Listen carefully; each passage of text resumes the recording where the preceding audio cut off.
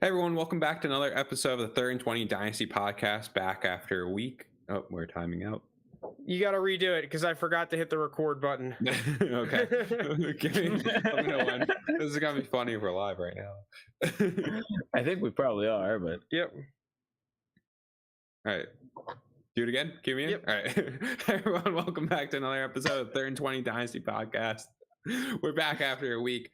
It's myself, JT, Frank, and Jake. No Lounis this week. But we are back. If you're watching us live on YouTube, we are sorry for the delay. We have been putting together a sheet that we're going to go over later on in the podcast. But yeah, we're in the thick of off-season, preseason. Nothing's really going on. Barely any news or notes. No signings have really happened. We do have some training camp hype that we want to go over. But once we're done with that, we're going to go into breaking down our over-unders for this year. We'll explain it further if you're new when we get to there. But first, let's talk about some camp hype as I'm going to the sheet.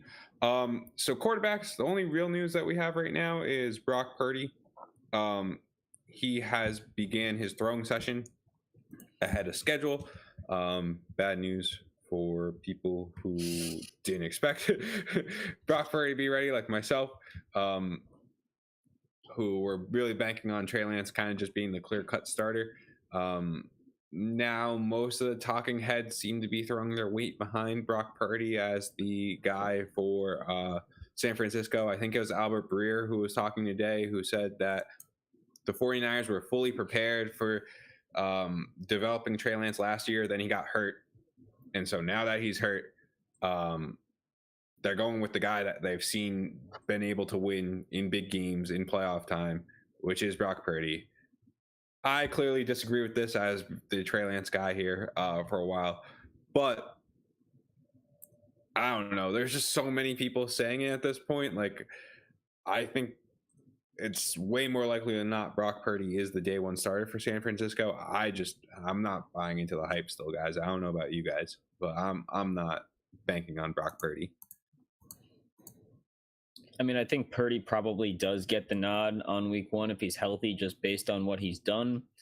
But I honestly think he's going to have a short leash. I just do. You can't invest 3 first-round picks into a guy versus Mr. Irrelevant and then expect Mr. Irrelevant to not have a short leash here. The fans haven't seen enough of Trey Lance to really count him out.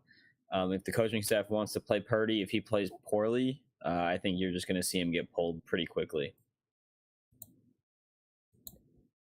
Listen, as a Pittsburgh fan, I'm hoping they roll out Purdy week one, to be honest with you. I'll take that all day. Honestly, I have no idea.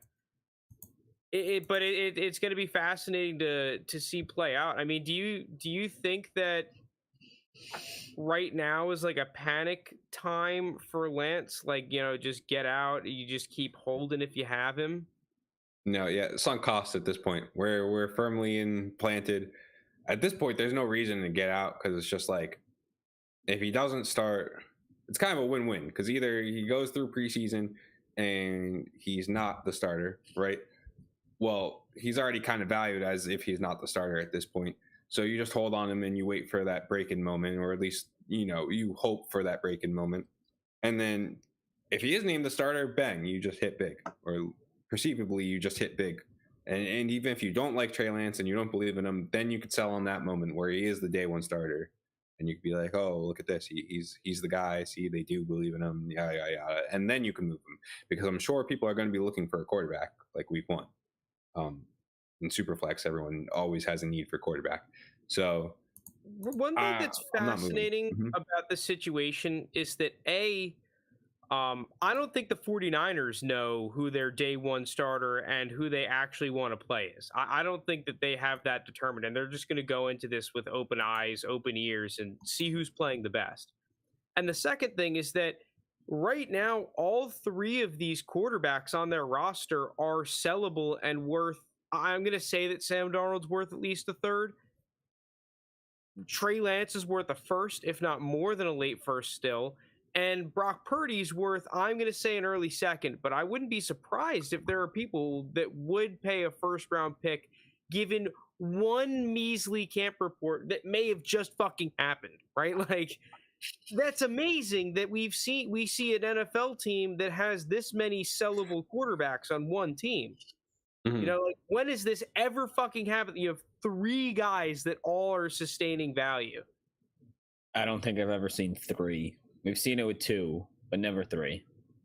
So that's what's amazing. And I guess last point that I'm going to find really fascinating is that I think one of the underrated things about this 49ers team, it's actually overrated, I guess, is that their offensive line, I don't think is as good as people are giving them credit for, the unit that they're going to be rolling out. Obviously, Trent Williams as the left tackle is fucking fantastic, and their weapons are amazing. And having a guy like Kittle helps out with some of the run blocking. But the rest of that unit, I think, is honestly a little bit shaky. So it's going to be interesting to see, right? Like, if they're not able to, let's say, run the ball at an absolutely elite level, they may actually have to have their quarterback come in there and make some throws to win these football games, right? So that might put pressure on whoever's actually in there. So, like, whoever they roll out week 1 against a Pittsburgh defense, I'm hoping is pretty good. I think is pretty good. If they can't run the ball against us, that's bad news bears for whoever the fuck is out there. So I honestly might think, like, barring it, because if they can run the ball, they're going to roll us. That's how it works, right? If you can run the ball against Pittsburgh, you destroy us. If they can't, whoever's out there might be in for a world of hurts, because you get a healthy TJ Watt out there, a fucking good secondary that it seems like we have, a good pass rush. Like, I was just remembering, like, last week that you guys got Patrick Peterson. I completely forgot the Steelers have Patrick Peterson. So hyped about that. But yeah, and on the road as well. Like, this is, I can't remember really the last home opener that Pittsburgh had. I feel like it's been fucking ages, the last home opener we've had. So while that team is insanely talented and they could come out there and roll us once again, especially if they can run the ball, dude, you can't run the ball. That's going to be a test for whoever they roll out there week 1. And if it is Purdy, dude, that's tough. You're not in the groove. You're coming off the injury. You're on the road against a good defense. Listen, if he plays well, he could take the fucking reins. If he plays like shit, man, that could be wild for what happens with both the dynasty market of this quarterback room and everything, right? His future, what the 49ers decide to do. So I'm fascinated to see what happens. Are you guys betting on anyone? I'm sticking with Trey Lance. I think Purdy gets the week 1 start. I think long term, I probably hedge Lance, especially with his value way down. Yeah, I just think Lance is the better buy, because even if it turns out he's not going to be a San Fran guy, I don't think, you know, a player that was worthy of the 3rd overall pick, who we haven't really seen play, like, just isn't going to get another opportunity. So even if it's not with San Fran, I could see Trey Lance ending up somewhere else. I don't know why. I'm betting on Darnold. I don't know why. Jake cast a spell on me like months ago, and now I'm actually buying Darnold's. It's like, what am I doing? I'm just lighting turds on fire, and I know it too. I know it too. It'll be interesting to see where you guys go in the NFC West breakdown when we get there. For that division. Darnold underrated. Yeah. All right, let's move on, though, to running backs. I just like the way that one of you captioned this in the doc. Who do you think Nick Chubb, this has to be. Nick Chubb did another crazy squat where the bar bended a bunch. Nick Chubb has big legs. We know. We got it. I think it's a little bit of fake news, because I think that barbell that they use there is designed to bend a little bit. And obviously Nick Chubb's is just stacking 45s on each side. So that thing's bending like a motherfucker, right? Like, but there was another report on a non-joking note that he could see more work in the receiving game. We saw another report that while the Browns may add a running back, it's not going to be the Fournette or the Zeke or the Dalvin, right? One of the, I guess, bigger name running backs. It's going to be, I don't know, whatever scrub lord's available. Maybe like a Justin Jackson, right? I don't know. Dude, Hunt. They're just gonna bring him back. I don't know. I think it feels so weird that you let him go for that long and you don't bring him back, right? Like, I mean, he just wants a job at this point, so. Okay. Is this like going to be Nick Chubb's crazy season? I'm going to take this with a couple grains of salt here, but I'm going to fucking say it and I believe it. Is this Nick Chubb's LT season? Right, that season he had where he went fucking nuts, broke fantasy. Is this I think it could happen. I think it's not like best fantasy season of all time. I'm not saying that's what you're comparing it to. No, fuck off. I think this could be Nick Chubb's best fantasy season to date. I honestly think this could be his best season to date.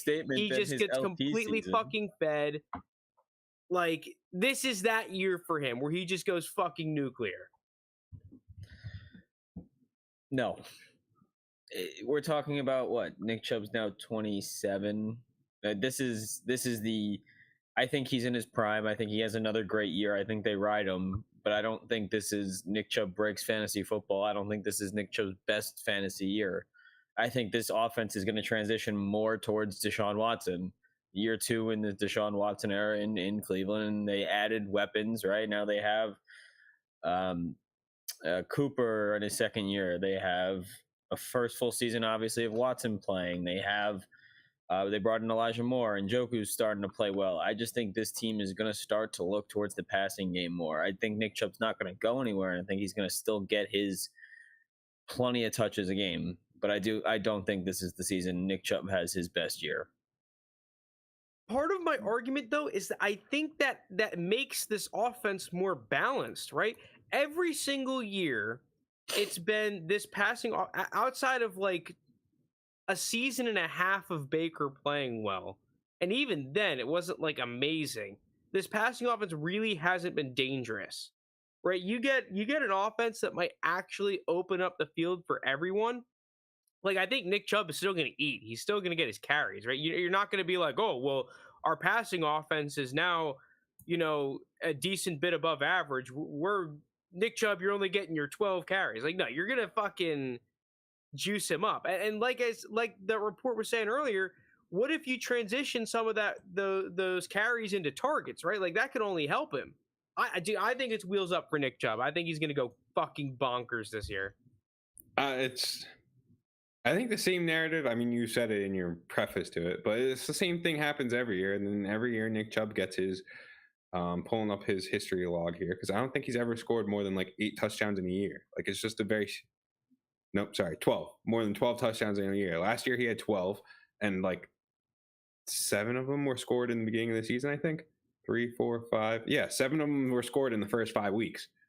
So that means he only scored 5 rushing touchdowns for the rest of the season. It's just the same thing with Nick Chubb. You're going to get very similar stats year in, year out. And I don't think this year is going to be the year that changes it. I don't know. I just don't think he's like LT, where he's just counter to everything that you know about running backs, where it's like they start to break down after, 26. That's kind of when you see the degrading begin. People like Todd Gurley even earlier. But to me, I'm going to side with Jake here and just say Nick Chubb not having his best season ever. But all that being said, I don't think he's like a terrible buy now that he's been deflated in terms of trying to find him in startups. Yeah, he's going in between Ramondre Stevenson and Tony Pollard, who are both kind of shiny new toys right now. Pollard's not a shiny new toy. I don't know why people continually say shiny. Like. All right, both Tony Pollard and Ramondre Stevenson are not much younger than Nick Chubb when you think about it. But I think Pollard's 26 already anyway. Yeah, I mean, but it's one of those scenarios like an Eckler, right, where it's a late breakout. He's kind of a receiving back, so like he's just like the good modern fantasy back with not the wear and tear that most running backs have at that age. I can see both sides of the coin though with that one. I go into Nick Chubb's startup price. I don't think his startup price is necessarily fantastic, simply because if you draft him, you're drafting him as I am just going to hold him into the ground for the rest of his career. It's a win now move.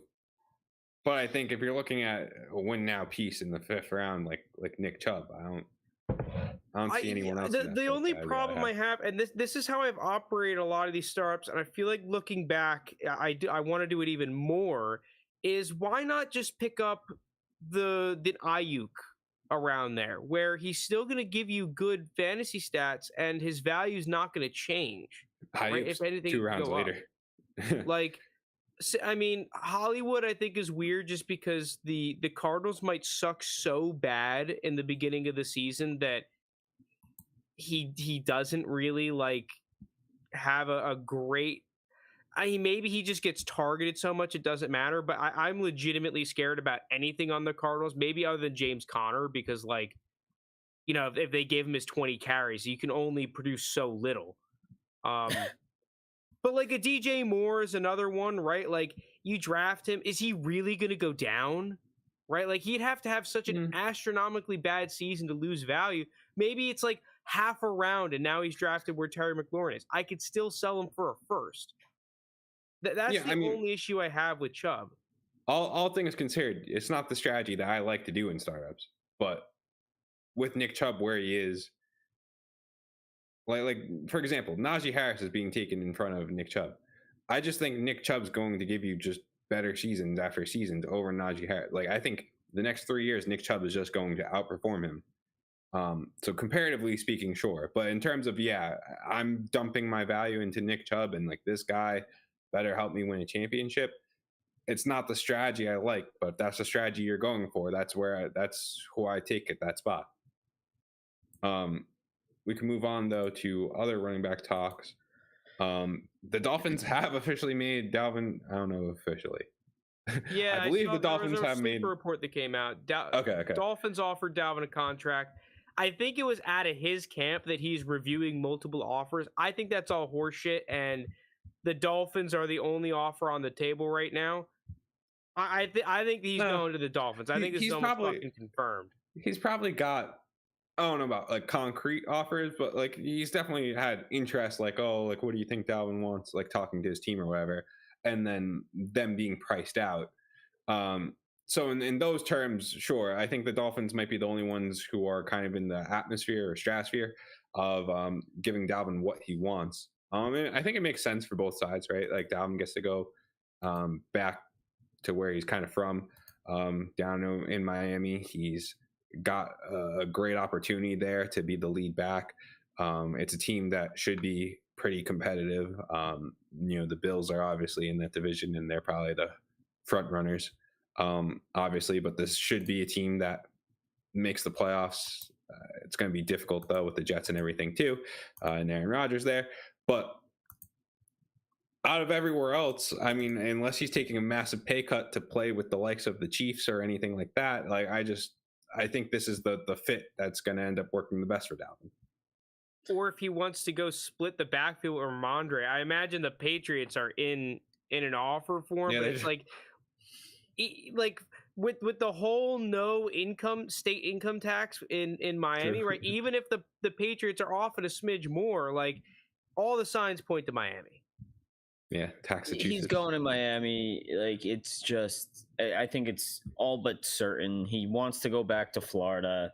This team is ready to roll between a healthy Tua, Tyreek, Mike McDaniels, Jalen Waddle. Like the whole team is ready to go. I know they drafted A-Chain, and that's going to suck for rookie draft people that haven't taken, or did take them early in rookie drafts. But it just makes a lot of sense here. I think Dolphins get the running back they need. They get a guy that they can turn around and just hand the ball off to 30 times a game when they, after, a 2-play drive that ended in a 90-yard touchdown to one of their receivers, and now they want to kill some clock in the next drive. Like, it just makes a lot of sense to me. And I think it's a good fit. I think it's a good fit. You think this is good for Dalvin, right? Like, if you have Dalvin, you've been holding through everything, or even if you're like JT, you bought him, right? Like, you're happy about this landing spot? Yeah, I think this is the best case scenario outside of, like JT was saying, going to the Chiefs or going to Buffalo or one of those, where something like that. So I think it's the best case scenario for Dalvin Cook owners here. Quick aside, I'm gonna make it nerdy real quick here. Did you guys know that so Frank mentioned the no income tax for Florida? Did you know that there's such thing as like a jock tax where if Dalvin plays in Massachusetts, like say he's playing for Miami and they play the Patriots, like he's got to pay Massachusetts taxes on his game check. those game checks. Yeah, he does. Yeah, so that still stinks for them. Yeah, when they play, so you only get 8 games of that no state income tax, or however many. I don't know how many with the extra game now. So however many home games. Mm-hmm. Now the thing is, I'm curious as to how that works, because I know that they've split up. You don't get all your game check that week. They have it like split up longer than the season a little bit. So I don't know. You're the fucking accountant. You figure it out. Tax account though. Yeah, I don't know. It's not legal advice, by the way, too. So if you happen to be a Miami Dolphin and watching me right now, I'm not giving you advice on when you pay and don't pay taxes. Right. So in terms of Dalvin, right, I think this is fine. It's not like a bad fit, right? If he goes to the Patriots, you're like, okay, what the fuck? Right? I think it's fine on the Patriots. No, if he goes to the Pats, it's just waiting for him to die. But yeah, you are right about A-Chain. A-Chain probably not a huge hit, but he definitely takes a hit. And if you're drafting there, that could definitely be the determining factor of you taking someone like Kendre Miller over him or Zach Charbonnet over him, right? One of the other running backs going around that tier over A-Chain. Now, do you guys agree with that? Are you like, now, okay, I'm taking those running backs, or even some of the other players, like maybe a Sam Laporta over him? I think it goes both ways. I think it goes both ways, right? Because I think, yes, it does influence the decision to go with a Kendre or a Laporta or someone right there in that tier instead of taking A-Chain. But at the same time, whoever takes A-Chain, I think, is going to end up with a steal. I still like him. I still think Miami's a great fit for him. And we're talking about a guy in Dalvin Cook who's not known as the picture of health. So I'm not going to really... I think at the end of the day, Dalvin's going to play his 12 to 14 games, miss a couple games here and there, and A-Chain's really going to show what he's worth.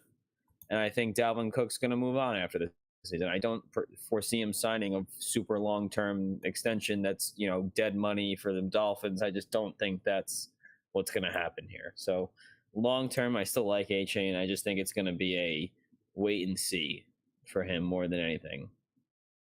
Yeah, I guess my last point on A-Chain is that I could totally see that. I'm not really going to discount A-Chain's value much. The only problem I have is that I want to trade for him after this move, but I don't think his trade price is going to go down. I think in drafts, I agree with you, that happens, right? Charbonnet, Kendre Miller, even some of the other players behind him, other receivers and whatnot. I don't know about Will Levis because he's weird, but he could be a Will Levis. Those guys, his ADP drops a handful of spots, which makes a tangible difference in your rookie drafts. But not for the trades. And all my fucking rookie drafts have happened except for like our home league. So I'm cooked. Like if I want to get more A-Chains, it's like, what do? I'm paying the same price. You don't think he's going to take a massive hit if Dalvin ends up there in startup or not post rookie draft trade value? Maybe in like a very small percentage of leagues, like 20% of leagues, there's like a tangible price difference. But other than that, I mean, maybe if I'm trading like a Kendre Miller straight up for him or a Zach Sharp, like doing that type of trade, maybe that could happen. But I think his value, if we're going to look at Bulletproof, that site, I think it goes down like half a round at most. I think it might go down like 2 rounds. I think he might be. You're muted, Jake, but I saw the low. I think he might be below like I mean, running backs, it's hard to compare him to, right? Because like I still think I'd rather have A-Chain over Roschon Johnson, but like appealing players like Kadarius Toney, I don't really like him, but him and Rashad Bateman, those kind of guys, like David Njoku, players that are going to be starting running backs like David Montgomery and Alexander Madison, like I think A-Chain drops below all those guys in terms of startup ADP. I could agree with the other running backs. I'm not sure about those receivers that you mentioned. I don't know. I've just been seeing hype specifically on those two guys I mentioned, where I think they're going to start building in this offseason. Assuming the two that I did pick are the ones that just have crazy injury history already. So few. I don't know what word I'm looking for, but so early in their career. Thank you. Right. But yeah, all right. Let's move on though. Saquon and Jacobs, Josh Jacobs, are potential holdouts. Personally, I say no. I don't know what you guys think. I mean, I think Saquon is already holding out at least minicamp. Yeah, that part doesn't really count. I think I think the Giants put the offer back on the table at I think it's 4 years, 14 average value.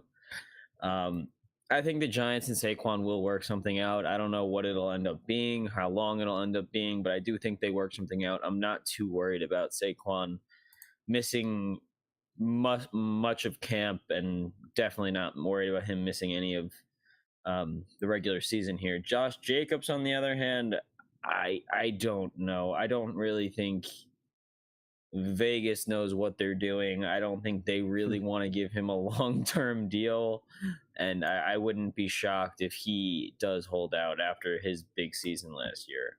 He's one I'm more worried about than Saquon. I just don't know who's knocking on the door though and being like, "Yeah, I want to pay your running back a bunch of money. Like, let me trade." Well, I don't think anyone will, and that's why I think like that's the issue here is that like. So what does the holdout do? That's what I'm wondering. Like, how is it helping them? Because I don't think anyone's coming in to swoop in and trade for them and pay him the bag. So I don't know. I like that's the problem with running backs nowadays is just none of them really get the bag anymore, or if they do, they're cut after 2 years. So like it's just one of those things where everyone's seeing this, and why would they even bother with that? They just saw Dalvin Cook get cut. They just saw Zeke get cut. Like it's a whole big thing of just these running backs aren't worth it.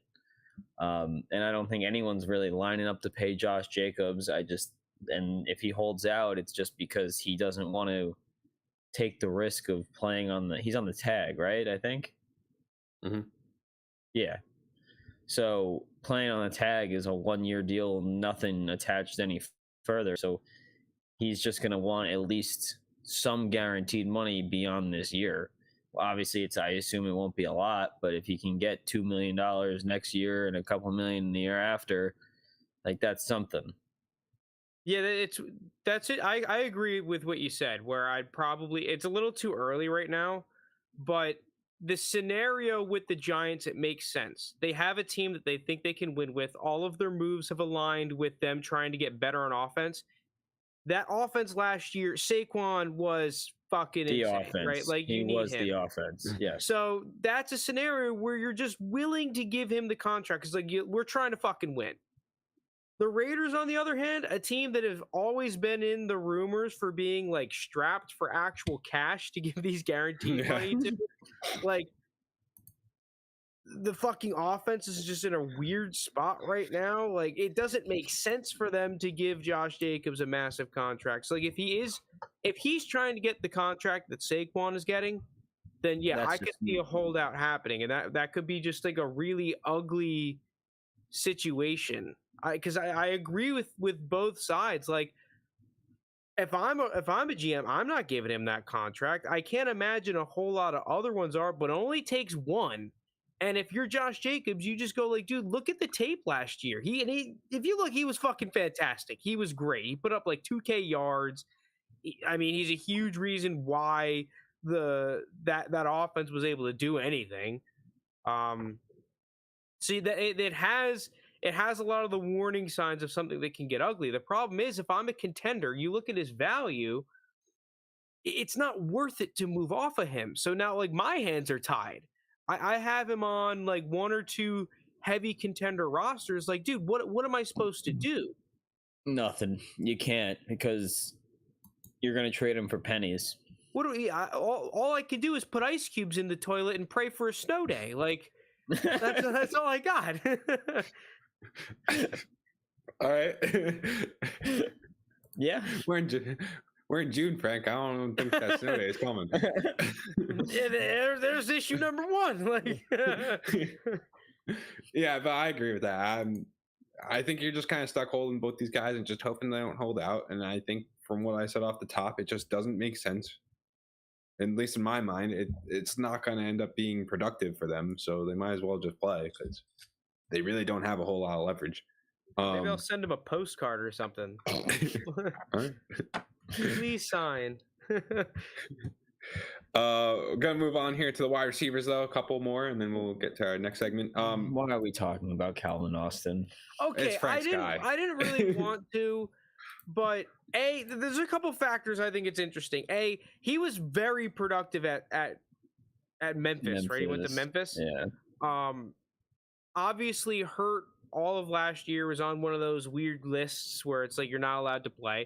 He's been getting a ton of hype. Like every single day at a Steelers minicamp, I've been seeing multiple people talking about how Calvin Austin moves different. He's going to be part of the offense.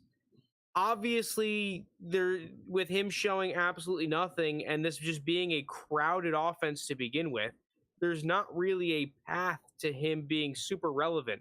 But the question I have is, like, is he worth the roster spot? Because he's on waivers in a ton of leagues that I'm in. Like, is he worth rostering? I mean, probably if your roster's pretty weak on the back end, throw a flyer out for nothing, sure. But we're talking about a roster here that, like you said, is super crowded between Deontay, Pickens, Allen Robinson, and then Freiermuth. At best, he's target number 5. It's just not worth much. And, like, great, he looks awesome. Congratulations, Pittsburgh. You found a kick returner. Like, I don't know what you want me to say here. Like, he'll do a lot on special teams for you, kick, punt return, stuff like that. And then in a pinch, when you need him, fine, he could play in a 3 wide receiver set if someone gets hurt. It's just not one of these scenarios that I'm going to go crazy for. Yeah, but the one thing I will say is that if he actually is talented players will play and they will get targets. And the other thing you could look at is that let's just assume that Allen Robinson sucks and he's better than Allen Robinson, right? Because that's the case that you kind of need to happen. He's got to be better than Allen Robinson.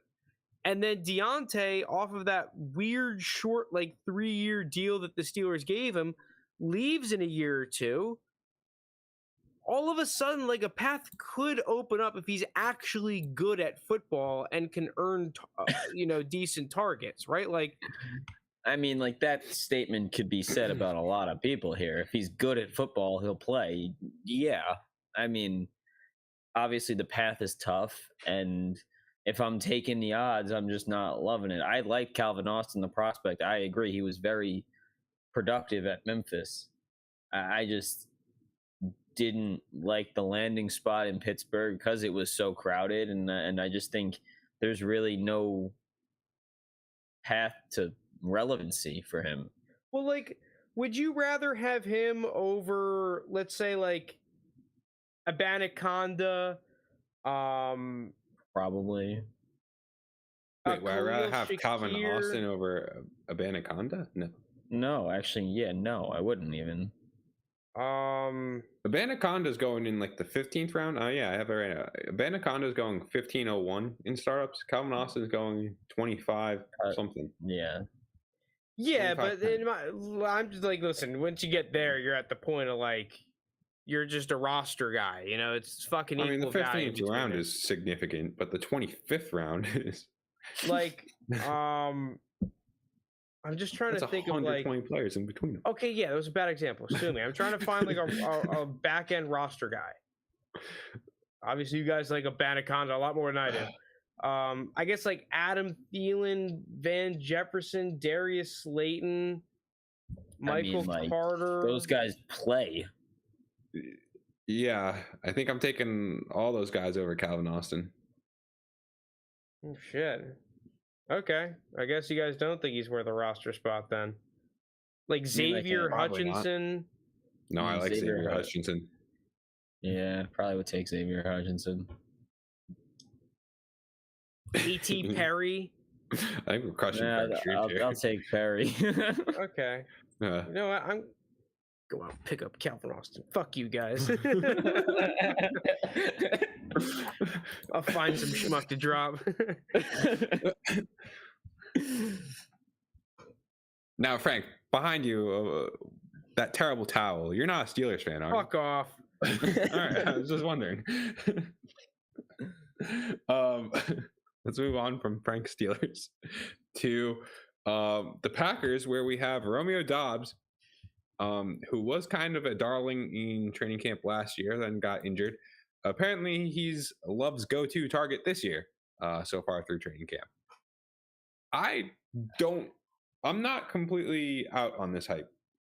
I'm not either. I mean, again, I just think that they were on the second team last year in training camp together, and now they're on the first team together this year. So, like, they have a little bit of chemistry together already. So, like, it's not. And Doubs played pretty well last year, considering everything that was going on. But like, the offense was better with him on the field than it wasn't.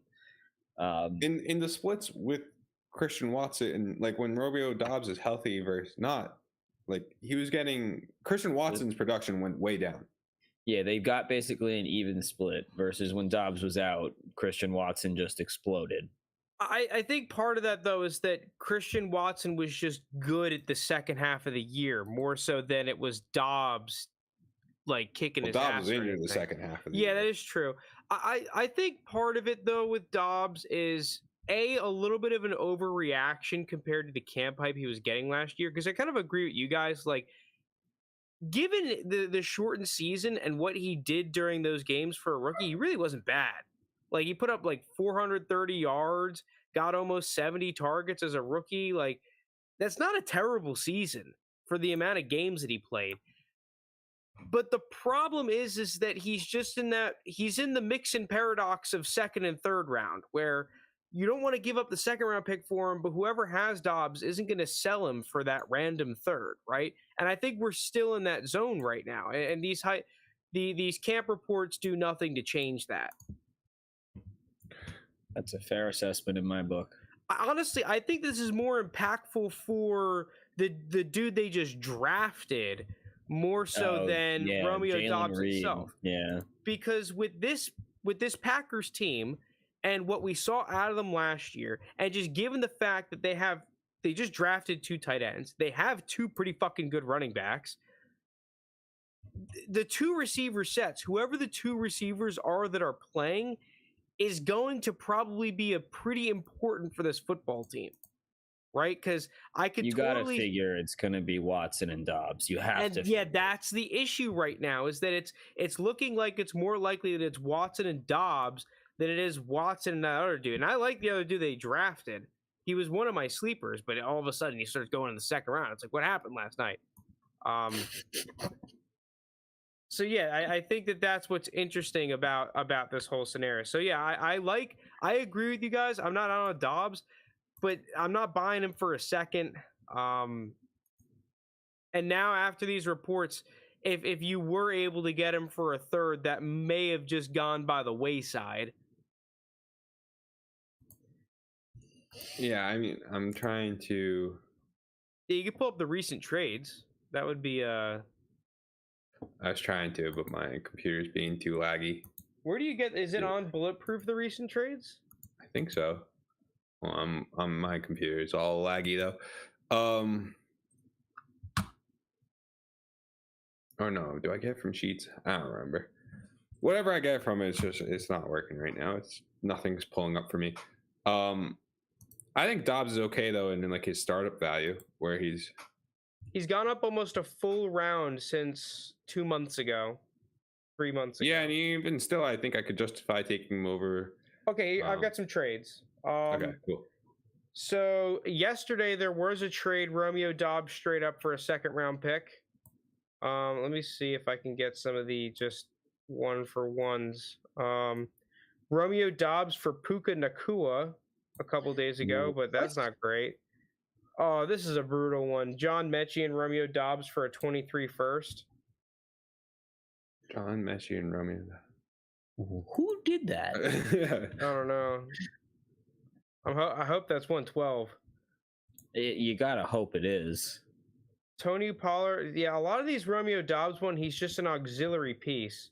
Romeo Doubs for 307, Calvin Austin, and a 24 third. So 2/3 in Calvin Austin for Romeo Doubs. Romeo Doubs for Bailey Zapp straight up. Seems like people are getting out on Romeo Doubs too early, if you ask me. Yeah, not every wide receiver is gonna pop off. Romeo Doubs and a 4th for Paris Campbell. Someone's really buying into those Paris Campbell Giants beat reports. Tails all this time. Giants beat reporters aren't that bad. Romeo Doubs and Nico Collins for Kadarius Toney and Taysom Hill. What the? Man, what all are these trades are just fucking ugly. They're ugly on both sides, though. It's not even. I don't like any of it. Romeo Doubs, Josh Palmer, and a 2nd for Deontay Johnson. Yeah, see, the issue is Romeo Doubs is not the player to get like, oh, I get a 2nd in Romeo Doubs for a first round equivalent player. He's quite the opposite, actually. Like, if you can get that type of valuation for Doubs, yeah, you fucking smash the sell button. But I do generally, like, yeah, if you're going to give up Puka Nacua for him, go ahead. Bailey Zapp. Like some random shit. All right, let's move off of Doubs. I think we got enough of Doubs. All right. I mean, we've talked about him like probably the past month, but DeAndre Hopkins, Patriots are apparently the leader for him. But Carolina and Cleveland are still in the mix. I don't know if you guys really want to add on anything to that. I don't. Yeah, this went from, oh, dude, I want to chase a ring to, oh, let me see what I can get from that bag real quick. Like, it's just the same problem that I was talking about with Dalvin Cook, where it's like you're gonna have to take a pretty serious pay cut if you want to end up with the Bills, the Chiefs. These teams just don't have cap to throw around right now. If I'm DeAndre Hopkins, though, I'm willing to do it. I've been paid as a top 5 receiver for the past 5-6 seasons. He has no shortage of money. Like he was making significantly more than Dalvin Cook was. So, like, from that standpoint, if DeAndre Hopkins wants to go chase a ring, buddy. I don't understand why he wouldn't. I think that is easy to say in our shoes, though, when you're talking about the difference of millions and millions of dollars potentially, right? Like, we're talking about, like, let's say a 1 year, like, $4 million deal, $4.5 million all guaranteed, where you have dudes like, he's getting paid like shit receiver money compared to, okay, I could go to Carolina and get like 15 to 20 mil, right? Like, 5xing. Yeah. All right. Do you want the beach house or do you want multiple beach houses? And all of a sudden, I start talking myself into, oh, well, Carolina, we're a contender. Well, I mean, when you think about that division, right? We're about to talk about them. You put $15 million on it, and you're like, you know what? Maybe we can win a Super Bowl. Maybe we can make the playoffs. That's a great segue because let's just get into it. The NFC South over-unders, because this division is tough. But yeah, so if you're new from last year or the year prior, we're still kind of tailoring it, but I think we've made it better. We look at the heap trade cut values of every division prior to the season starting, and we just give a value based on if we think the player is overrated or underrated. So I don't know if Frank has the sheet yet up on the screen, but I'll just describe it for everyone. It's going to be broken out by position, then by team, and then who's the more valuable player on it. And what we're most concerned about is their superflex value and their position rank. So, for example, Desmond Ridder is going to be our first guy. He's quarterback 28 currently on keep trade cut, and his superflex value is 3,200. Now, I don't know if you guys wanted to compare it to last year, what we were seeing last year. Last year's pulled up right now. The last year, just the quarterbacks. Oh, no. So what you guys are going to see is a lot changes. And what people's assumptions were last year compared to this year, things change pretty quick. Oh, yeah. It's a complete fucking clown fiesta. So, yeah, we have last year's pulled up, just the quarterbacks. I guess the biggest L was mainly me and Jake having an underrated on Jameis. I think everything else is like kind of just meh. Like, I guess if you went out and you paid a second for Marcus Mariota, that sucks. But at that QB 35, 2,000 keep trade cut price, it's more like an early third.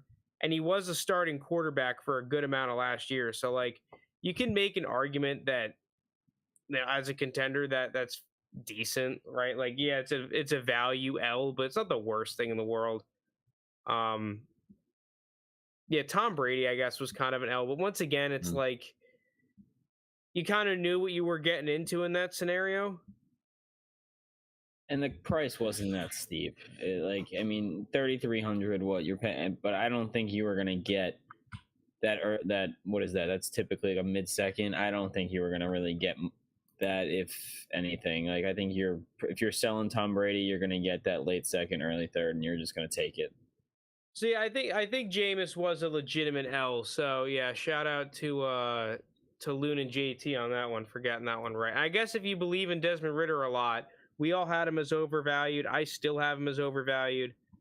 He went down one spot for this next season. He's now QB 28. Yeah, well, so how do you guys? Are we just going to now go into this year's quarterbacks, or are we going to? I was thinking, no, we could just go into the running backs now. Okay. Well, let me adjust the size of this really quickly. So yeah, running backs. Jake had an overvalued on Cordarrelle Patterson. That was pretty decent because he's basically cooked now. Tyler Algier had a wild roller coaster of being a smash to being an L. So I don't know what you want to put on that. I guess other than that, like Donta Foreman increased. Alvin Kamara maybe is probably a little bit of an L. So you maybe we could put, because we all had Alvin Kamara as undervalued, right? Like if you drafted Alvin Kamara or traded for him last year, you're probably not too happy about that. But it's not like the biggest thing in the world. Leonard Fournette is probably a big L, and Rachaad White. Yeah. Yikes. The thing that's interesting about Rachaad White though is like his value is a little bit higher. He went from like that's a mid second. He's probably a very early second, if a late first. So yeah, that's definitely a dub right there for Rachaad White if you invested in him there. Any other thoughts on this one? Not much. These running backs are pretty straightforward, I think. Yeah, we can move on, I guess. Dude, an undervalued on Abram Smith. Did he even make it to training camp? Like, I'm the only one who said he was overvalued. Dude, nice. That was pretty good because that was that. Like, listen, the 4th and 5th round picks are usually a dart throw, but that was like a major L even for a dart throw. Like the dude didn't even get to training camp. Like. All right, tight ends. I think the only real thing here is that I refuse to take this out. I'm actually kind of with you, but all things considered, you have to say it. He's went from like a late 1st round startup to pick to an early 3rd round startup pick. He's lost a good amount of value. Kyle Pitts was an L. I think Jawan Johnson is probably a dub. So shout out to Loon for he got up, but he's we'll give it to him right now. Yeah, that's a pretty solid dub, right? He's like tight end 24. Yep. So yeah, he went from literally garbage can to waste lord. He's borderline startable. Like if you're in tight end premium 3 flex spot league, like Jawan Johnson probably in someone's starting lineup at this point. Yeah, or if he's your tight end too, you're not really too unhappy with that right now. Mm-hmm. And then Cade Otton is apparently a dub, which I agree with. I like Cade Otton. It's not like a massive one, but if you picked him up at this price, like a 4th round pick, you're probably pretty happy about that. We also all had Cameron Brate is undervalued. I mean, at a value of 764, he's worth nothing. So yeah, sure, he's underrated. I don't know, it's just funny to look back at some of these. Hold on, let me get all the wide receivers on the screen. You're gonna probably have to break receivers into 2. 2 seasons maybe at a not. time. Okay, I'll do that. Okay. So Drake London, I'm about to flip flop on him so hard. Yeah, so it's funny because I'm pretty sure right now he's still wide receiver 12, but his value has gone up. I think he's up about like 500 to 600 keep trade cut points, which at the higher end is like a decent bit of value. Calvin Ridley, I have as a dub. Jake and I, we kind of debated about this because like I see both sides of the coin where he didn't play last year, which is probably a big reason why his value was just like shanked a little bit, right? Right. I mean, this value was right before the season last year, right after he was announced he's not playing. So that's why his value was all the way down. Obviously, it's going to go back up now that he's going to be playing. I still think he's washed. I still think that his I still stand by my assessment, but here we are. Yeah, the only argument I have, though, is that if you invested in him, and I saw a lot of people do this in startups, I did it in only like a couple leagues. I should have done it in more. Fuck. Like, dude, he literally 2x'd, if not more. I think that has to be, even though he did not up to 5,200, but yeah. No, yeah, but like it's like an exponential kind of a yeah thing. It's going not like from 5,000 to 10,000 wouldn't be 2xing. That'd be like 5. Yeah, that would be like mega fucking yeah. So I'm going to consider Calvin Ridley a dub if you invested in him here. Like wide receiver 57, sure. Like 13th round of startups. That was a pretty good pick. We got nothing on those Carolina receivers. That is nothing. We also had Terrace Marshall was overrated, and he is wide receiver. He's actually gone up somehow. He's wide receiver 72. JT, so, no, it's not a dub. no, that'd be an L on our part, but I mean, it's not like it was a crazy amount different. I think he's still just in the third round pick here. He's 2080. I'm gonna say this Robbie Anderson was a flop. I'll take sure, yeah, W for me then. Sure. Yeah, DJ Moore, I think is generally speaking the same. Everyone else is like, whatever. Yeah. All right, now we're going to major L's here. We got the Saints wrong. Yeah, Chris Olave as an overvalued was probably one of the best buys all of last season, and best draft picks. Michael Thomas, we all had. You can make an argument that was an L, but I think he's like, generally speaking, still a late second rounder. This is a mid-second round valuation. I don't think that one's significant enough. But yeah, all of us except for Lounis had Jarvis Landry as underrated. That was a pretty decently sized L where you got nothing out of him last year, and he was almost at a late second round pick, definitely at like an early third round. So like you could have gotten something for him. And then all the other guys, it's almost like, I don't even know why we have Marquez Callaway highlighted. Doesn't matter. I think Mike Evans is the opposite of whatever you guys have the red on the O's and the green on the U's. I think it's flip-flop. Yeah, so that's an interesting discussion just because Mike Evans was such a fantastic player for a championship push last year. That's true. He did win championships. Right. So like I can see both sides of the coin. I was someone who sold all of my Mike Evans shares last year, and I got first round picks for him. So like right now, you look at the keep trade cut values. Like, yeah, you could roster bait to it all you want, but I may have won a championship if I had him. I'm not going to do the math, but I know he went pretty nuclear. Yeah, that's basing it all off his like last 2 weeks of the season, though, instead of looking at the whole outlook on his season and now where he's at, because he's wide receiver like 41, I think, on keep trade cut. So it is a sizable drop from where he was last year. I think Chris Godwin is generally speaking where he was last year. Maybe he's a little bit down, but he's like receiver like 25 or something. No, he's 33. Oh, geez. But I think he's the same tangible there's not a value, whole lot. though. Yeah, there's not a whole lot difference between, like, he's 4,100 on keep trade cut. I'm actually going to categorize Russell Gage as an L here for me and Lounis, and I think Jake, because he's at like a late second round pick here, and now he's unsellable. So that was a pretty good call if you sold Russell Gage last year for a second round pick. I'm actually ashamed at myself for having him. I wish I had him to sell him for that.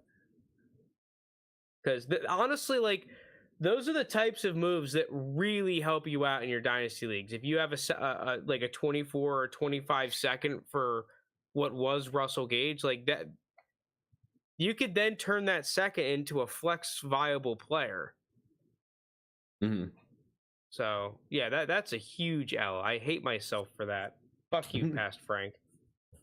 All right, you ready to get into this year's one though? Oh yeah, I'm ready to cook. All right, let's see what we can fuck up this year. Are we doing like a reveal here? Like how are we just going through? Just type them in. Just do it. Well, we could just go one by one. Desmond Ridder. Yeah, it's an easy one for me. It's an easy O. I'm telling you, I see the future. This Desmond Ridder, we all put overvalued, and he goes out and he meanders his way into a halfway decent season, and then is valued like where Kenny Pickett is right now. Probably. I wouldn't doubt that. Nope. He plays so poorly that they yoink him, put in Taylor Heineke, and that's why Taylor Heineke is underrated. And we never hear from Desmond Ridder again. Yeah, I don't know. Like, Taylor Heineke, I want to put an overvalued for him, but it's like overvalued at what? Who cares? Like, I feel like I have to put the U just in case, you know? Yeah, I truly think he's going to be taking snaps for the Falcons this season. So do I. Absolutely. This is a tough one here with Bryce Young because I do think his value goes down from this year to next year. Absolutely. Yeah, he's not quarterback 10. But at the same time, I think Bryce Young is a good player. Like, if I could do a 2-year over-under, like a 3-year, I would say he's fairly valued. Yeah, sure. But I think he's going to way more likely see a dip now. The issue I have is that I don't see him breaking into that top tier of quarterbacks. So therefore, this 5,700 value, almost 5,800 value, is to me almost the highest he'll get. Oh, he put you. I like Bryce Young. I'm willing to take him at 102 this year and just hold his ass. So we're gonna get into the rest of this Panthers offense, but it's pretty anemic. There's not a whole lot going on here. Corral just a ragtag. Dalton overrated. Dude, yeah, I guess. I mean, it's just tough to say that on like. He's quarterback 56. I don't know. Matt Corral got done a little dirty because he just hasn't really had a shot. So I'm willing to put the U there. Like, I think he could end up on a team. Like as I think he could somehow luck his way into bridge quarterback. Andy Dalton's just fine. You convince me. Yeah, whatever. How? Oh, now I want to put an O. Peer pressure. Oh, look at Frank. I'm different from everyone. Yeah, I'm different. All right, Derek Carr. 3486. I was ready to smash an O. Now I'm still gonna go with the O, but I think he's overrated. The problem with Derek Carr, like, what's his cost? Sure, he's got what? Like, realistically, what can you get him for? What, like just late first? Yeah, this is like an early second price valuation on Keep Trade Cut. Yeah, but I don't think you actually get him for that. If I could get him for if I could get him for that, I'd say he's underrated, but I don't, so overrated. Where is he on this bulletproof thing? Sorry for the graphic being screwed up. Where is he? 808. He's right next to Deontay and Aaron Rodgers. Yeah, no chance. Yeah. The problem I have with Derek Carr is it's like, he's got like a really nice receiving core, I think. But like, it's not like he didn't have that previously. Like he didn't just have Devontae Adams as his number one wide receiver. Like I'm not buying in at him seeing improvement from Derek Carr moving from the Raiders to the Saints. Because the other thing, it's not like Sean Payton's there, right? Like, we're not in Sean Payton fixing Derek Carr. So here's my qualm with this, is that I think that the price that is listed here is a little bit incorrect. And that if we go off the bulletproof price, it's like 700, 800 keep trade cut points higher, and then he's overvalued. I think at this valuation, it's fine. Because that's what I said, though. It's just like at that price, sure, he's undervalued, but that's just not what you're possibly getting him for. But no I'm going to take this price as face value, right? I'm going to take the 34.86 and QB 26. I think that's slightly underrated. We're eating dubs, fellas. Jameis Winston takes. No, thank you, dude. Jameis had his chances, man. I'm rooting for him, but I'm just throwing a U on every single shitty quarterback because if I hit a Brock Purdy, I'm cooking. Oh, look at you trying to scheme the system already. Look, this is my guy, though. I'm never going to... He might be quarterback 1. I still might put a U. I don't want realistically, though, like, he's the starting quarterback for this team. Like, and he's quarterback 34. I just don't want any of these quarterbacks. I think this team is going to be horrible.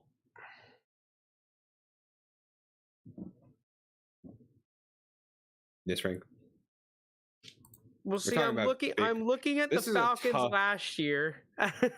This is tough if you're listening to us on the podcast. Now that I'm thinking about it, so no. Spotify is video podcast. Yeah, but if you're watching us on like Apple, listening to us on Apple, all right. Oh yeah, you're cooked.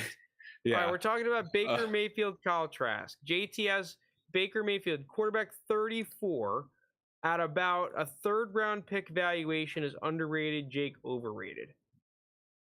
Kyle Trask is even less than that. QB 38 at 1462. Dude, I'm going to be a merchant.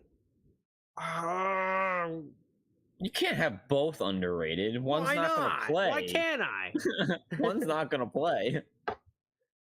You're both overrated. That's fine. I think they're either both overrated or both underrated. Either one of these motherfuckers is in the mix next year or they're both gone. They're both gone. It's Baker in the mix. Okay, all right. I'll have them both overrated. You're both cooked.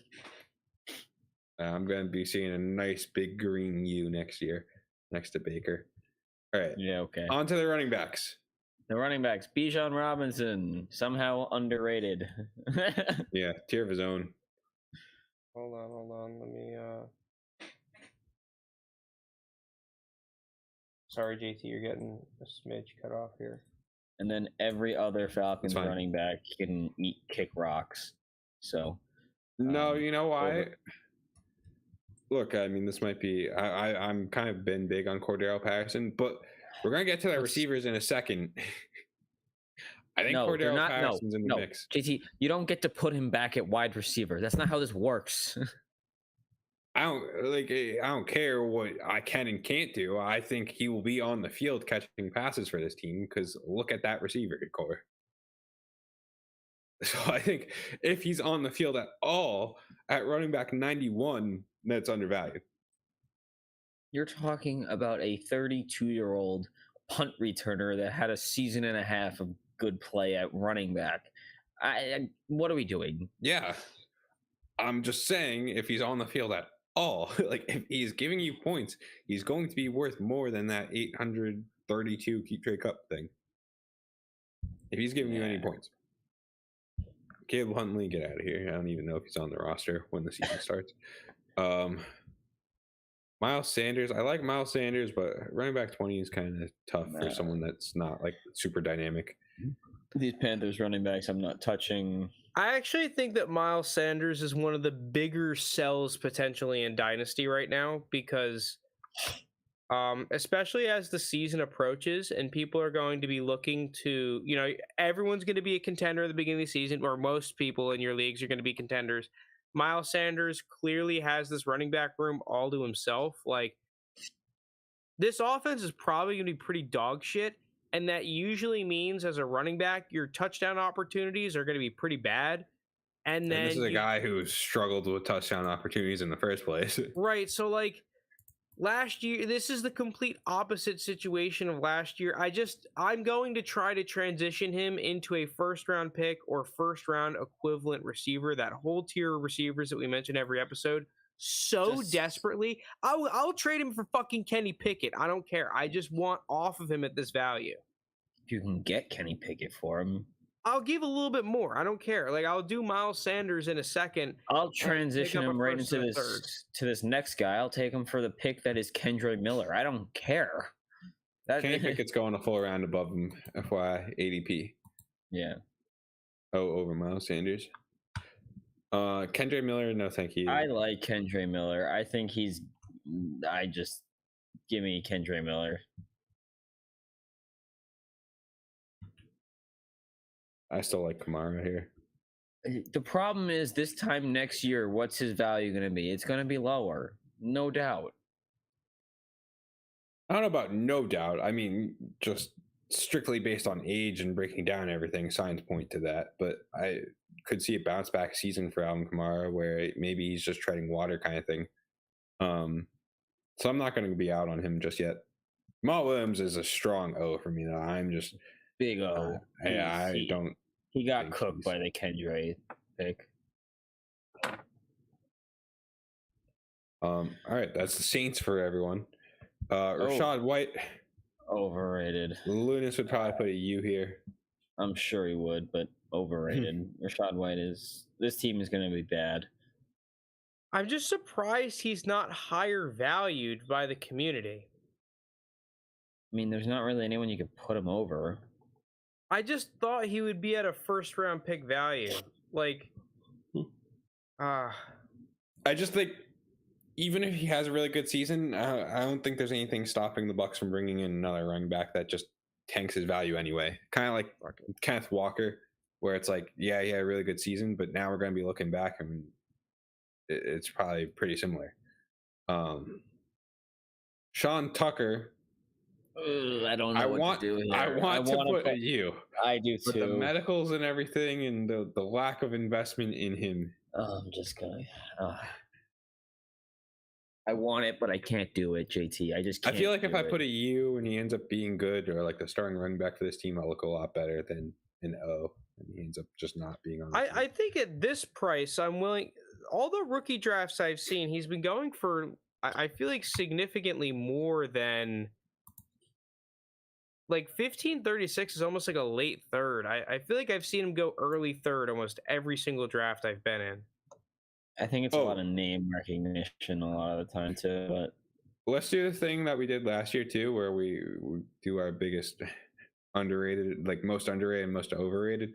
As I'm looking at Kyle Pitts right now and I'm putting the U next to his name. Yeah, sure. I don't know how to denote that. Let me I'll put like a green here. No, because green signifies. Yeah, green, most underrated, red, most overrated. Okay, sure. Then going back, we couldn't see. What would be my most overrated, though? Is it Bryce Young at quarterback 10? I like Bryce Young, but he's just... My most overrated is going to be Miles Sanders, but... Oh, wait, no, I already know who mine's going to be. We'll get to him in a little bit. Actually, yeah, probably will be. Oh, Frank, you just speed run. Yeah, I think that this is. I think I just have this down here. What I think. My most underrated. Yeah, I don't. Okay. I like Hayden Hurst. I think Hayden Hurst is underrated. I agree with Frank on that one. The rest of this division, the only other tight end I'd want is Cade Otton. I just think there's going to be... Yeah, Baker likes his tight ends. I forgot about that. So I put you on him. It's not even about Baker. I just think this he'll get some opportunities. All roads lead back to Baker. All right. Sure. Yeah, I just think realistically speaking, Cade Otton should be valued where someone like Cole Kmet is, or maybe like slightly under him, and he's significantly cheaper. What did I screw up here? Because why is Cade Otton the same keep trade cut value as Jawan Johnson? One of those isn't right. What do you mean? Oh yeah. Hey guys, keep trade cut Travis Homer, Trent Sherfield, Jalen Reagor. Oh, just cut them all. Yeah, that's. I don't even see that. Where is that? No, that's on. I just went on. Maybe keep Trent Sherfield because he's on a roster. Like it doesn't matter. Kate Otten is 1591. So he's even cheaper. Yeah. Yeah, I think once again this is another flaw in Keep Trade Cut's pricing. I don't think Kate Otten is actually this cheap. He can't be. I think I agree. Yeah, just because he's a starting pennant. How could he possibly be tight end 30? 32. But like a late third round pick valuation, like mid to late third rounder, no shot. I think that Kate Otten is an early third. Like, yeah, I could agree with you. You're not getting seconds for Kate Otten, but no one is. I really doubt people are selling him for like a contender third. No shot. All right, let's ride these wide receivers. I don't know who to put as my most overrated and underrated for this. Like, I'm gonna get to him. Don't you worry. My most overrated is. Oh, wait, we're going to receivers. I thought we were gonna do that for tight ends. Yeah. No, we're just doing it in the division as a whole. Oh, okay. So for me, my most underrated, Kyle Pitts. I guess Matt Collins underrated there. I'm going to put an underrated next to Sky Miller too, because I figure one of them is going to be on the field. And here is my most overrated, Jonathan Mingo. I think he's trash. I'm out on Jonathan Mingo. I don't want any part on him. I just don't think he's going to be on the field a whole lot. While it's not a good wide receiving core, it does have players that play the game. And so I just am not banking on Jonathan Mingo being that guy.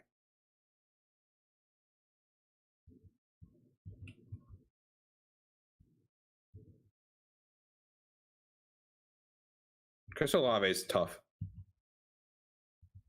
He's not going to go up. Yeah, that's the problem. Like, are you telling me he's going to break past CeeDee Lamb or AJ Brown? Probably not. Mingo is priced a little high. Yeah, I think. Well, because I think if he was, because in the drafts that I've been picking up a Mingo, it's been more like, let's say, like a 2,800 keep trade cut. So I don't know where that would be. Maybe like mid 50s receiver. I think that's actually worth the potential upside. But I don't know. I'm gonna have to change it to an O. I do like Mingo on tape too. It's annoying putting an O next to him because I think he's a decent player. But yeah, at 3,200, it's probably that's a little too rich for the risk, because that's a valuation where Mingo in a second is getting you into a pretty damn good tier receiver. If you're a contender, you might just move that for a Keenan Allen, right? Like, and get your guaranteed one good season, maybe two if you're lucky. Yeah, that's my philosophy exactly on Mingo. I'm not buying into it. So Jake, you have your most underrated as Hayden Hurst at tight end 35, and your most overrated as Miles Sanders, running back 20. Frank, you have yet to. Yeah, I don't want to scroll yet because I want us to go through the other receivers. I didn't realize we were doing the most overrated, underrated thing. Okay, gotcha. So we're on to anything else about the Panthers, or are we on to the Saints? I might just give Michael Thomas my most underrated, because that man hasn't played in 2 years. How is he underrated? Yeah, but like, he's not even worth a second, apparently, according to this price. That's fucking ridiculous. That's ridiculous. Not even worth a second. You add Derek Carr here. I kind of agree with you guys in terms of, like, Chris Olave is not, like, I put underrated just because I really don't think he falls out of the top 10. Like, I think he's gonna put up another like 1,000-ish yard season. I can see only in terms of. I think he could fall outside the top 10 because I do like this year's receiver class. Yeah, I think JSN easily moves into the top 10. I think there's a good chance one of the other three guys, whether it's Quentin Johnson or Addison, moves into the top 10. I just think even we're talking about second-year wide receivers. You're talking about the likes of Christian Watson if he continues what he did in the second half of last year. I don't know. I do think Drake London can, though. Drake London for sure, like things like that. With Chris Olave, I feel like I'm looking at not in actual like play styles, but in terms of dynasty values and overall fantasy production, what T. Higgins is. He's just going to be that consistent. What he does, he does. He's going to get his target share. It's not going to be like 30%, but he's going to put up his 1,100 yards and his 6 touchdowns and going to be a good player. So the problem is, I could see a world where he jumps Amon-Ra and Jalen Waddle. Either of those two, I could see him jumping. Waddle, he's not. Those are the two wide receivers ahead of him. All right, go. I don't think he has the upside to jump anyone. Exactly. So if you don't think he has the upside to jump anyone, he's got to be overrated then, right? No, because I think he still is in the top 10. I just think he stays where he's at. So you don't think what the is likes T. Higgins ranked? He's wide receiver 10 at 308. I think that's almost his floor. Like wide receiver 10, wide receiver 11. I think Quinn Johnson, JSN, Drake London,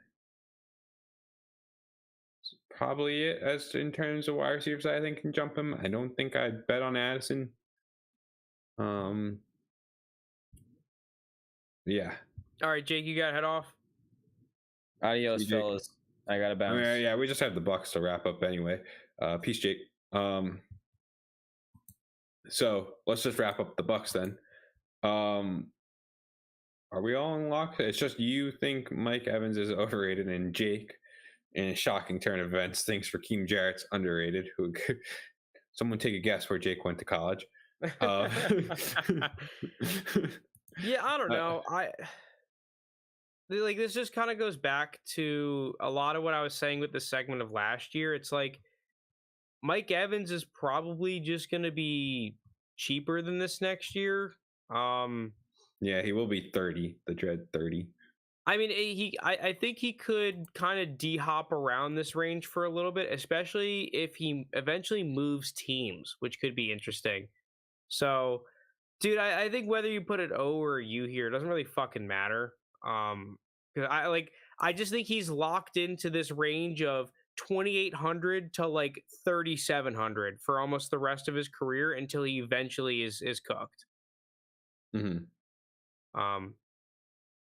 So yeah, if you have money, I'm not like, this is not like sell him if you have him in your dynasty team. That's why I sold him last year. It's like, I think the time to sell was last year. And if you didn't, you've made that determination. Okay, I'm going to hold him for the rest of his career. Yes. All right, let me go and find my most overrated. Okay.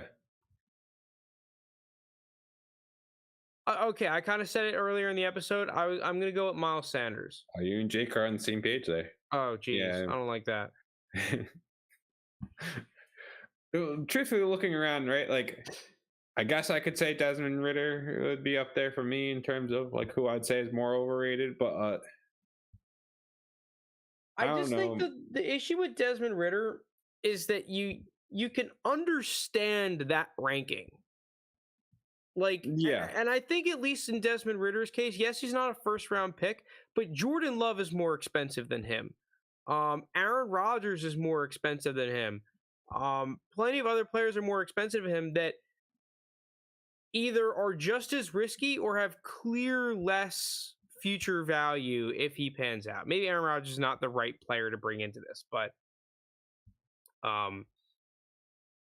like in terms of what he can give you if he becomes a franchise quarterback and the fact that his legs are going to be involved, yeah, he could Daniel Jones his way into being there, but I agree with you. I just don't think he's got it. I don't think he's good enough. Yeah.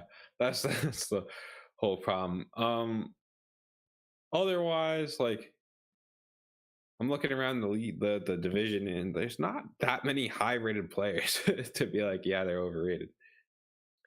I think the player that I'm struggling with the most is Kendre Miller.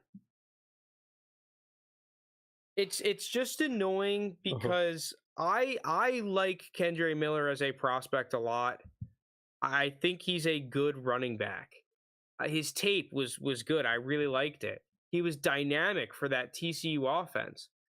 But is this just another Trey Sermon where, I mean, you can make it, I guess even Trey Sermon's case, he looked like the best running back on the roster. Like, and I said this a couple episodes ago, there's a realistic case that Kendre Miller is the third most productive running back on this offense. And yeah, I feel like that's not the outcome that's unpredictable, right? Like,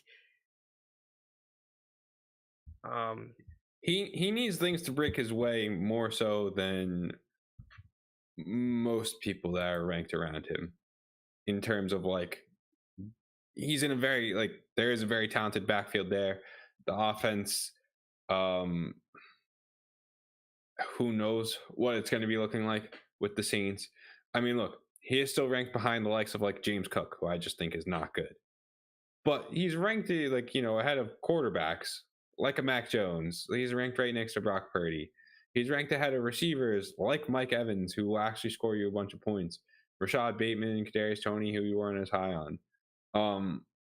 There are also just players that should be starting full season, like David Montgomery, that are ranked behind him. James Conner, for example, is ranked behind him. Obviously, age is a big factor there, but we don't know what Kendre Miller is yet. Like, his profile to me wasn't incredibly exciting.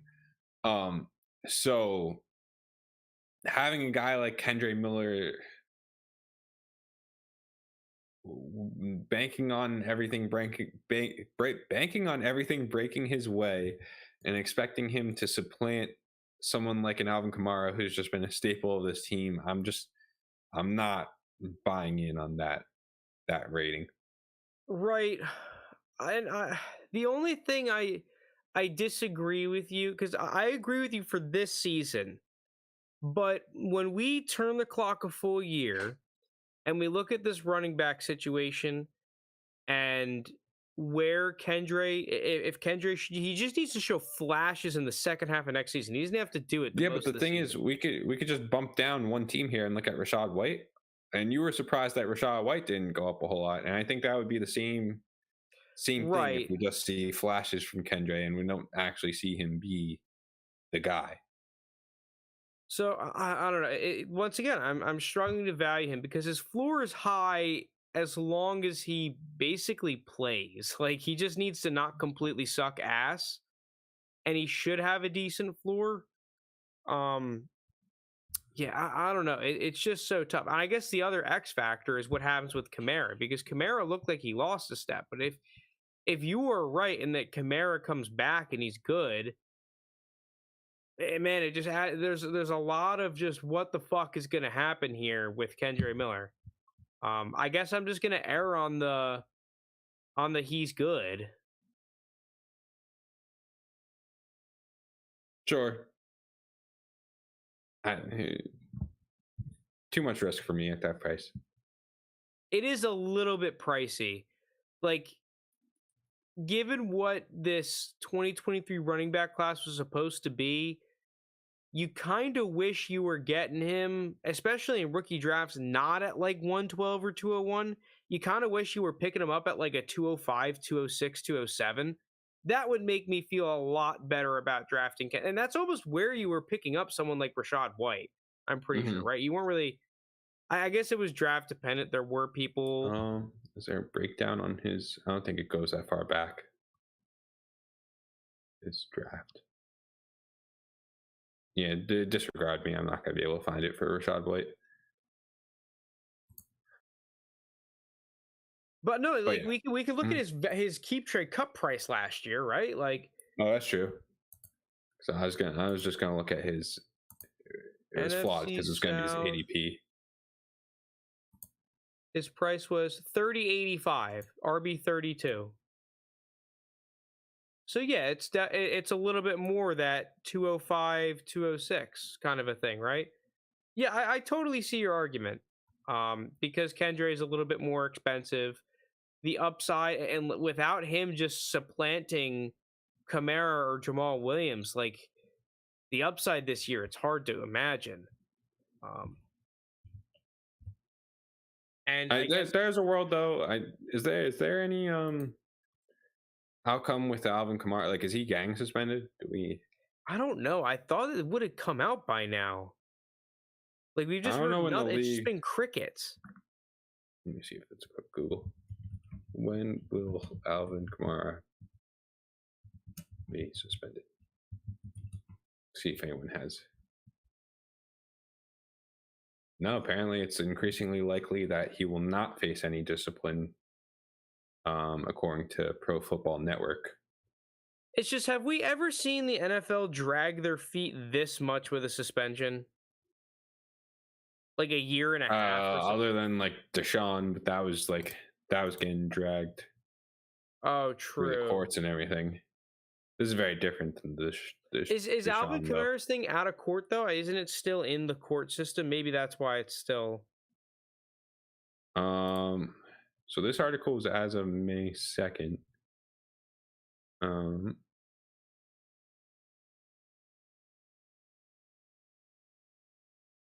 He pleaded not guilty as of March 2nd.